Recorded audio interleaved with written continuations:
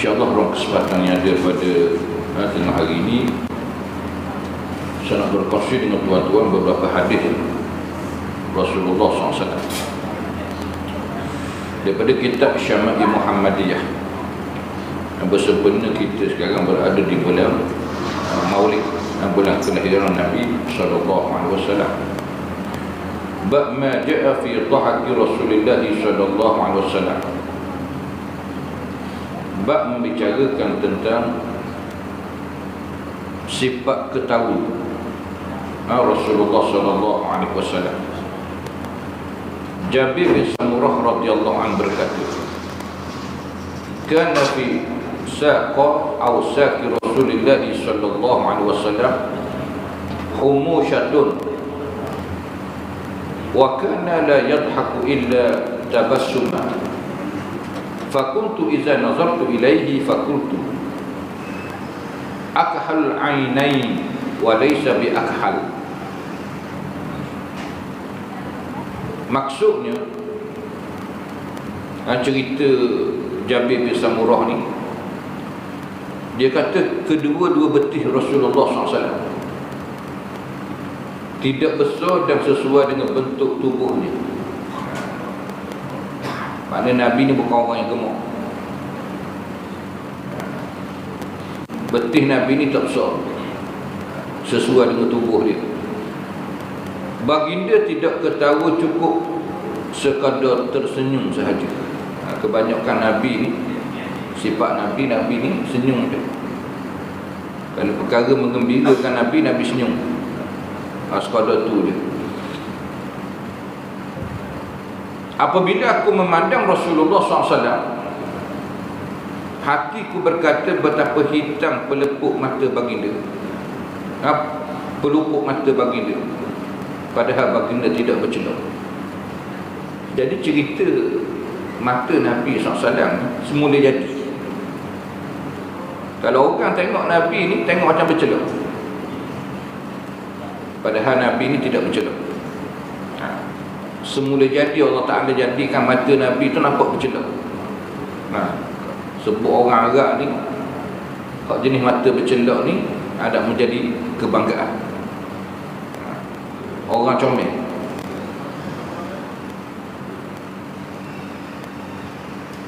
Abdullah bin Al-Haris bin Jas radhiyallahu anhu berkata, ma ra'aitu ahada aktsara tabassuma min Rasulillah sallallahu alaihi wasallam. Aku tidak pernah melihat seseorang yang tersenyum lebih banyak daripada Rasulullah sallallahu alaihi wasallam. Nabi SAW suka senyum. Temu siapa sahaja Nabi akan senyum. Sebab tu Nabi SAW mudah masuk dengan siapa sahaja.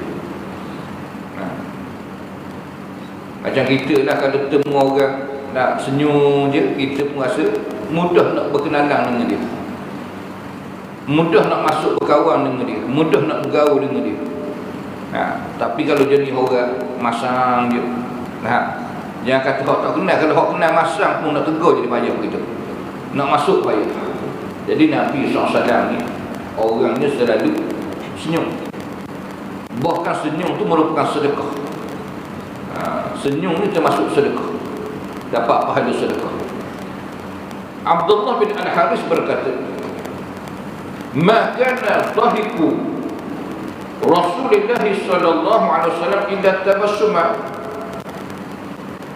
Maksudnya tahu Rasulullah SAW hanya senyum. Sebut ketawa Nabi ni senyum. Banyak Nabi ni dalam keadaan senyum bila Nabi gembira.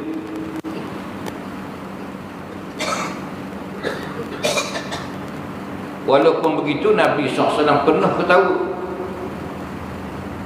Siapa kat nampak gigi geraham. Gigi geraham ni duduk belakang. Makna ketawa siapa perekat terbuka mulut nampak gigi. Senyum-senyum ni tak terbuka mulut, sekadar nampak gigi je. Nabi pernah ketawa sampai nampak geraham belakang. Kat mana? tempat Nabi SAW ketawa sampai nampak gigi rahang belakang. Abu Dzar radhiyallahu anhu menceritakan, qala Rasulullah sallallahu alaihi wasallam, inni la a'lamu awwala rajulin yadkhulul jannata wa akhir rajulin yakhruju minan nar yu'ta bir rajuli yawmal qiyamah fayuqal a'ridu alayhi sighara zunubihi wa yukhabba'u anhu kibaruha fayuqalu lah alimta yawma kadza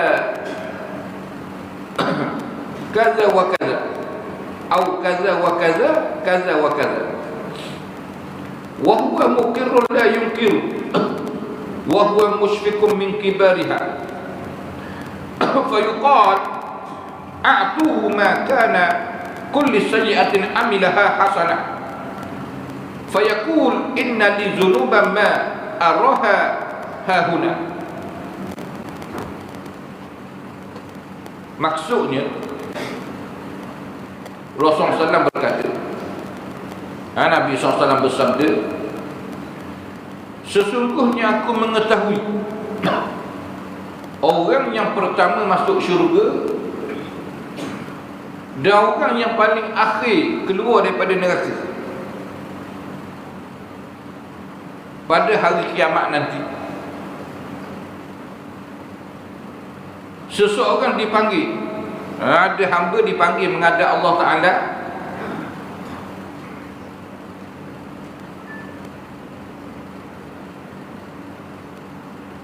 lalu Allah Ta'ala perintah kepada malaikat, tunjukkan kepadanya dosa-dosa kecil yang sudah dia lakukan dan sembunyikan dosa-dosa besarnya. Allah Ta'ala perintah malaikat, bila hamba tu dihadap pada Allah Ta'ala, malaikat tunjuk dosa kecil yang dia buat, sementara dosa besar sembunyi. Sembunyi dosa besar dia, jangan tunjuk kecil je. Orang itu ditanya oleh malaikat, pada hari sekian-sekian engkau melakukan ini dan ini. Dan orang itu mengakui semuanya. Dia mengaku. Muka hari itu nampak semua amal. Faman ya'mal misqala dzarratin khairan yarah wa man ya'mal misqala dzarratin syarran yarah. Barang siapa buat amal baik sebesar zarah, dia akan tengok amalan dia. Barang siapa yang buat amal jahat sebesar zarah, dia akan tengok amalan dia. Jadi dia mengaku, dia buat.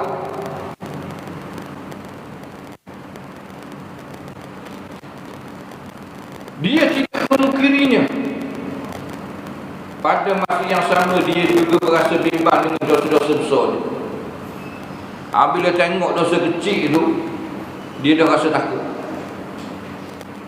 Pada tunjuk dosa kecil je, dia bimbang. Ni hak kecil baru ni, hak besar nanti macam mana? Hak kecil terang berderang, nampak hari kiamat. Hak besar taruh tu terang berderang. Amalan tu hari kiamat, sementara amalan hak terang-terang buat atas dunia.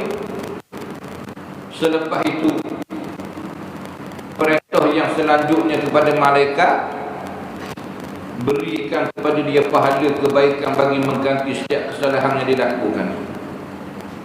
Allah Ta'ala perintah malaikat, beri dia kebaikan, beri dia pahala, supaya terhapus semua dosa-dosa kecil dia tadi, dengan diberi pahala. Orang itu berkata, sesungguhnya masih ada lagi dosa-dosa yang tidak diperlihatkan lagi di sini. Tiba-tiba hamba tadi dia kata, ya Allah, ada lagi dosa-dosa aku yang tidak diperlihatkan di sini. Kamu tak tunjuk banyak lagi. Dengan sendiri dia mengaku. Sebab Allah Ta'ala tunjuk dosa kecil dia, padahal banyak dosa besar dia. Ya Allah, ada lagi dosa-dosa aku yang tidak diperlihatkan di sini. Kemudian Abu Dzar radhiyallahu anhu berkata, falaqad ra'aitu Rasulullah sallallahu alaihi wasallam dhahika hatta badat nawajiz. Pada masa itu aku melihat Rasulullah SAW ketawa sehingga ternampak gigi geraham baginda. Itulah cerita Nabi SAW suka siapa nampak gigi bergerak. Mana suka terbuka mulut, siapa terbuka mulut ketawa. Sebab apa Nabi ketawa siapa begitu gembira dalam peristiwa cerita ni? Sebab Nabi cerita tentang betapa besarnya rahmat Allah Ta'ala kepada hamba-hamba yang melakukan dosa. Nak cerita orang beriman, orang Islam ni tak mudah masuk neraka. Sebab dosa macam mana hebat manusia buat, besar lagi keampunan Allah Ta'ala. Rahmat keampunan Allah Ta'ala itu sangat besar. Bayangkanlah dalam hadis ni cerita, ada hamba dihadap kepada Allah Ta'ala, dia buat dosa besar. Tiba-tiba Allah Ta'ala perintah malaikat tunjuk dosa kecil dia. Kau besar sebunyi, jangan tunjuk. Lalu malaikat pun tanya, mu sekian-sekian hari, waktu sekian buat amalan ni. Dia mengaku dia tak ingkar. Biar aku buat. Bila dia tengok dosa-dosa kecil dia, siapa begitu terang, nampak jelas pada hari kiamat, dia sangat takut bimbang. Sebab selepas ni pastilah dosa besar akan dibentang pun. Ni hak kecil, baru hak besar banyak lagi dia buat. Tiba-tiba Allah Ta'ala perintah malaikat beri dia pahala. Beri dia pahala supaya kejahatan dia tu terpadam. Innal hasanati yuzhibun as-sayyi'at, Allah Ta'ala sebut dalam Quran. Sesungguhnya kebaikan-kebaikan itu menghilangkan kejahatan dosa. Bila terpadam semua dosa kecil dia tadi, tiba-tiba hamba ni sendiri dia kata, ya Allah, ada lagi amalanku yang mu tak tunjuk ni. Ada lagi amalanku yang tidak dibentang di sini. Dia mengaku banyak lagi dosa-dosa dia. Hak tunjuk kecil, hak besar banyak lagi. Lalu Nabi SAW bila cerita peristiwa ini, Nabi ketawa siapa nampak pergi gerhak. Kerana apa? Kerana gembiranya Nabi SAW bila menceritakan betapa besarnya rahmat Allah Subhanahu wa Ta'ala. Ada ulama kata, orang yang Allah Ta'ala sembunyikan dosa hari kiamat ni, iaitu orang yang buat dosa atas dunia, dia tak cerita kepada orang. Ini satu kelebihan kepada orang buat dosa, dia sembunyikan dosa dia. Tapi bukan menggalakkan buat dosa, jangan salah faham. Hak jadi masalah hari ni, buat dosa kemudian cerita kepada orang. Nak zaman media sosial hari ni, sikit-sikit cerita kat Facebook, sikit-sikit cerita kat Twitter, sikit-sikit cerita kat apa ni, TikTok. Sebut pun tak kerti. TikTok, macam-macam hari ni. Walaupun dosa tu kecil, tapi bila cerita ke orang, tunjuk ke orang buat, akhirnya dia besar. Dosa tu kecil je, tapi mempengaruhi orang lain buat. Sedangkan Nabi SAW bersabda, man sanna fil Islam sunnatan sayyi'ah, akan siapa bawa sunnah jahat dalam Islam, dia bawa ajaran jahat dalam Islam, buruk, fa'alaihi wizruhu wa wizru man amila biha ba'dah, maka dia akan menanggung dosa perbuatan dia. Dan dosa setiap orang buat selepas dia tanpa dikurangkan sikit pun dosa orang yang buat itu. Hal ni ada di masalah. Walaupun dosa kecil, ditunjuk ke orang, cerita ke orang, bangga atas dosa, ajak orang seramai-ramai buat dosa yang sama. Jadi besar. Sementara dosa besar,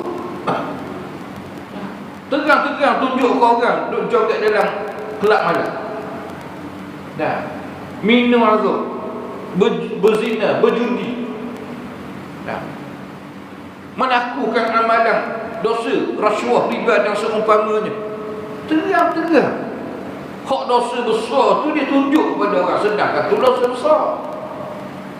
Kemudian ditunjuk ke orang pula, dia ajak orang pula, dia tarik orang buat amalan yang salah.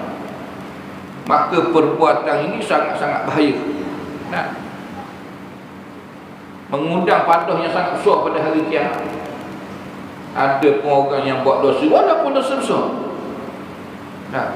dia sembunyi dosa, tak cerita pada orang. Dia tahu dia buat dosa, Apatah lagi mulut dia astaghfirullahalazim, aku minta ampun kepada Allah, minta maaf kepada Allah Ta'ala.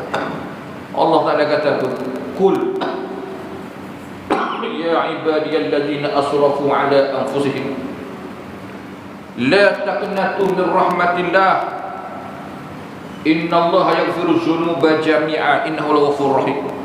Yang bermaksud katakanlah, wahai hamba-hambaku yang telah melampaui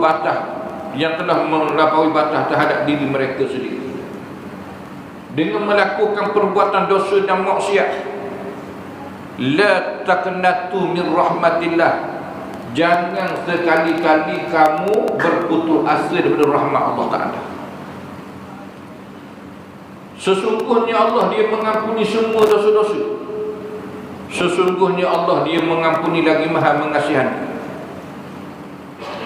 Jangan putus asa rahmat Allah Ta'ala. Jangan merasakan kita ni bila buat dosa Allah Ta'ala tak ampun dosa aku ni sebab aku jahat sangat.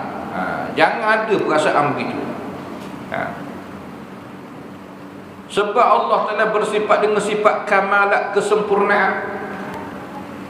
Bila sebut keampunan Allah Ta'ala ni, dia mengalahkan dosa manusia. Sedangkan 99 pembunuh yang bunuh 100 orang dapat rahmat keampunan Allah Ta'ala. Disebut dalam hadis sahih yang selalu kita baca, kita dengar. Kisah 9 orang pembunuh 199, mula-mula bunuh 99 orang. Tiba-tiba datang penyesalan, datang keinsafan, nak bertaubat. Dia tanya orang, ada orang lain di sini ataupun tidak. Orang pun tunjuk dia seorang abid, orang yang kuat ibadah.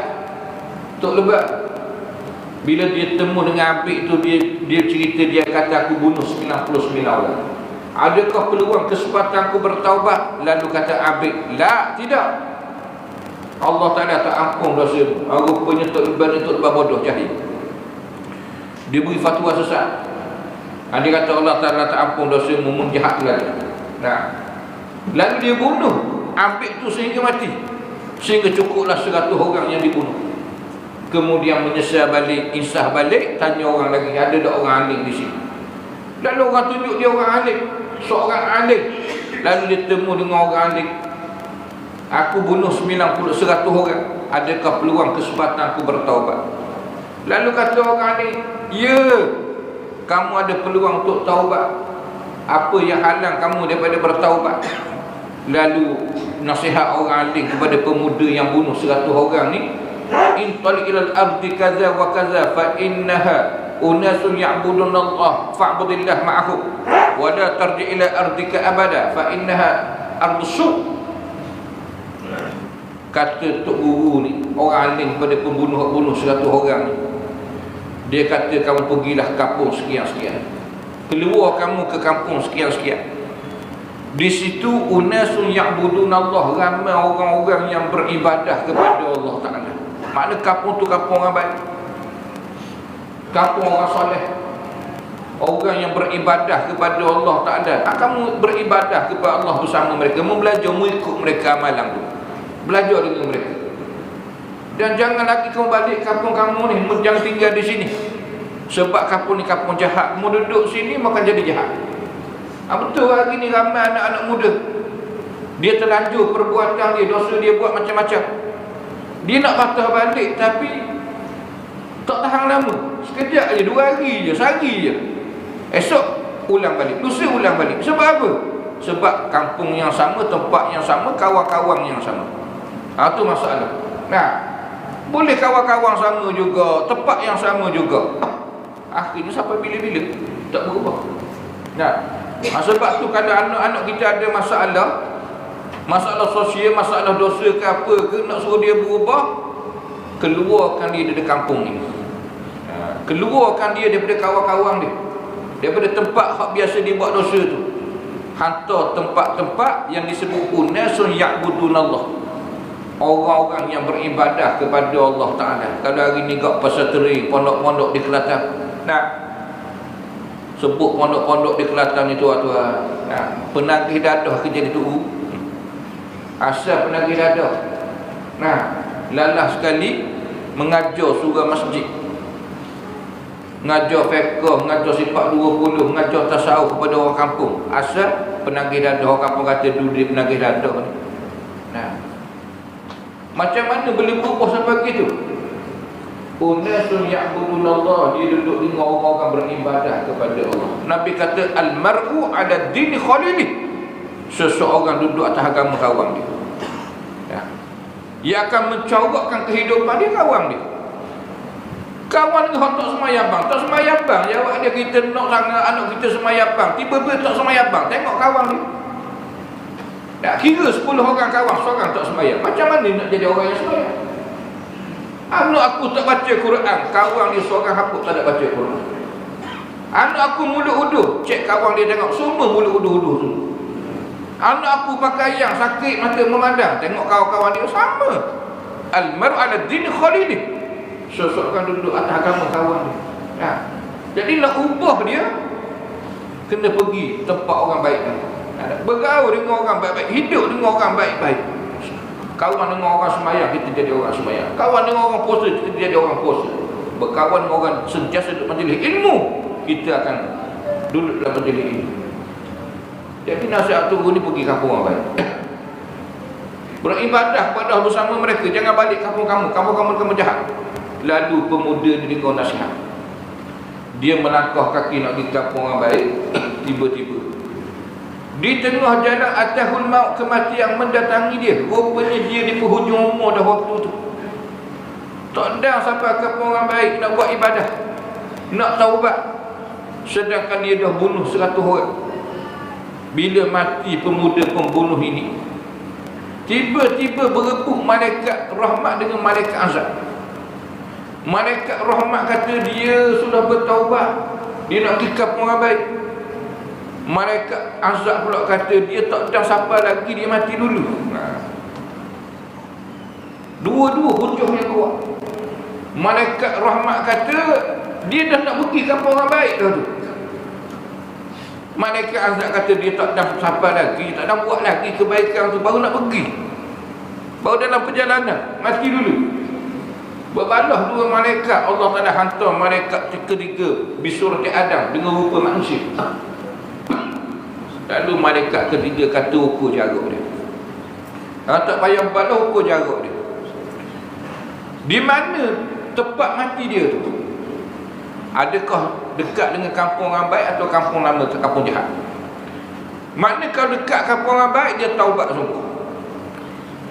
Kalau dekat dengan kampung lama, kampung jahat, dia tak taubat lagi. Mana layaklah dia ni diazab. Lalu diukur jarak dia. Bila ukur jarak dia dapati dia lebih dekat dengan kampung orang baik, fakhtasamatul malaikatur rahmah, lalu malaikat rahmat ambil dia masuk syurga, ambil roh dia. Nah, dapat rahmat Allah Ta'ala.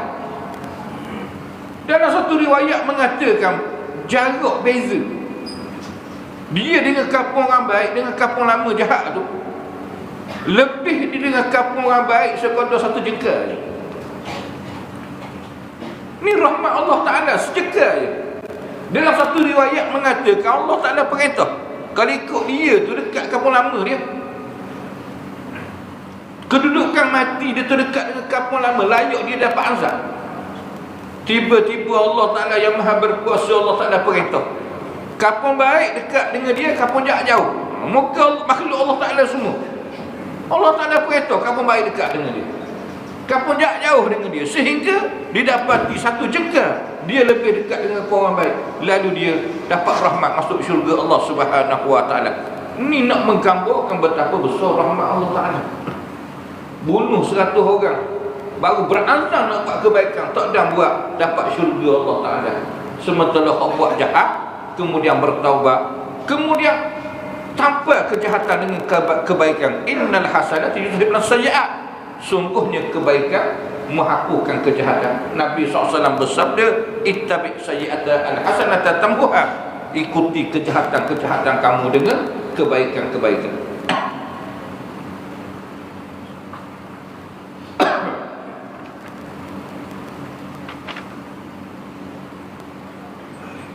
Jarir bin Abdullah radhiyallahu berkata, ma hajabani Rasulullah sallallahu alaihi wasallam muzu aslamtu wala ra'ani illa dhahika.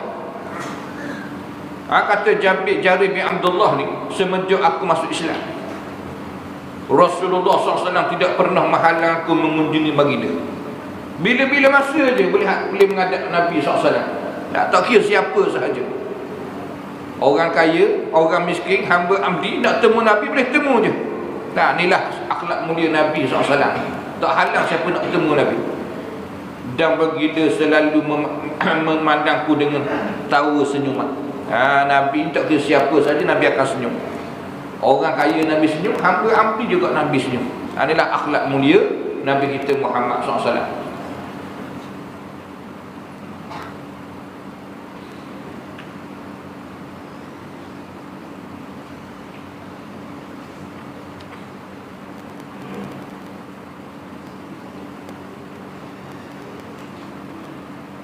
Abdullah bin Mas'ud meriwayatkan Rasulullah SAW bersabda, inni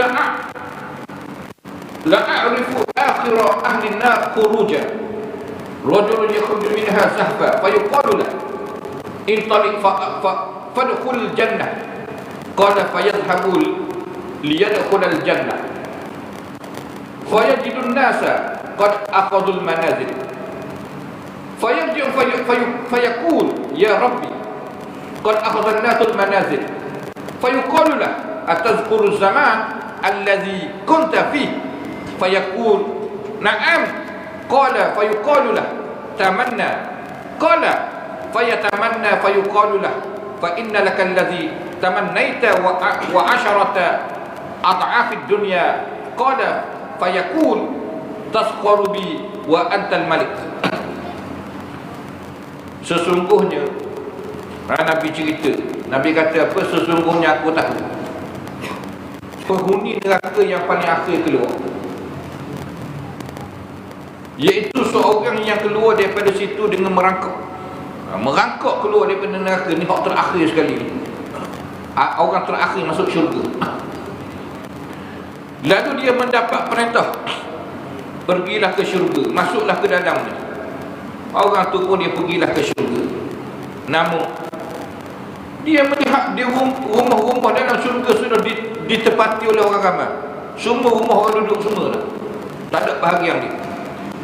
Dia mengadu kepada Tuhan, ya Tuhanku, rumah-rumah itu sudah ditepati oleh orang ramai. Orang itu ditanya, apakah kamu ingat kehidupanmu semasa di dunia? Dia pun jawab, ya. Lalu orang itu diperintah bayangkan keinginan kamu. Bayangkan keinginan kamu. Litah dalam hati apa kamu nak? Litah dalam hati. Orang itu pun membayangkan keinginannya. Kemudian Allah beri kepadanya. Allah Ta'ala berkata kepadanya, kamu mendapat keinginan yang kamu bayangkan, bahkan 10 kali ganda daripada yang ada di dunia. Orang itu membalas, wahai Tuhanku, adakah engkau sedang mempermain-mainkan aku, padahal engkau maha berkuasa. Kemudian Abdullah bin Mas'ud berkata, falaqad ra'aitu Rasulullah dhahika hatta badat nawajiluhu. Ketika itu kata Abdullah bin Mas'ud, aku melihat Rasulullah SAW ketawa sehingga terlihat gigi rahang yang paling belakang. Sampai gigi belakang Nabi nampak. Ni juga sifat Nabi SAW, suka siapa nampak gigi rahang. Kebanyakan Nabi senyum nampak gigi depan je. Ni cerita Nabi ketawa siapa terbuka mulut nampak gigi rahang belakang. Nabi cerita apa ni? Rahmat Allah Ta'ala kepada orang yang terakhir masuk syurga. Hak terakhir masuk syurga makna orang beriman yang paling jahat. Orang lain semua masuk syurga dah, keluar neraka, dia yang paling belah sekali pada orang akhir. Nah, dengan rahmat Allah Ta'ala dia masuk syurga tu, Allah Ta'ala beri kepada dia 10 kali ganda dunia. Ibarat seorang raja yang menguasai setiap penjuru dunia. Raja yang berkuasa seluruh dunia, bukan negeri negara, satu dunia dia kuasa. Kemudian tambah 10 kali ganda lagi.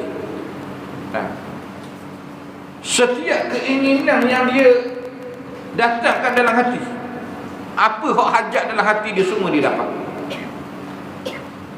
Ini rahmat Allah Ta'ala kepada orang hak terakhir masuk syurga, yang kena kafarah dibakar dalam neraka sebab dosa-dosa ni. Hak kata atas dunia tak pernah semayang bang, tak pernah puasa, tak pernah zakat, tak pernah haji, berzina, minum arak, bunuh orang, tapi iman dia ada.